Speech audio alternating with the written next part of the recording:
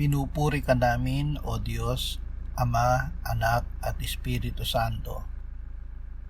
Salamat, Ama, na ibinigay mo sa amin si Jesus na iyong anak na namatay para sa aming kasalanan, iyong muling binuhay, iniakyat at iniluklok sa iyong kanan sa langit. Salamat na ibinigay mo sa amin ang iyong banal na Espiritu at sa pamamagitan niya ay ibinuhos mo ang iyong pag-ibig sa aming puso.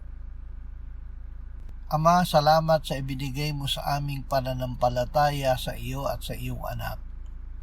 O Espiritu Santo, lagi mo kaming bigyan ng kaloobang sumunod kay Jesus. Amen.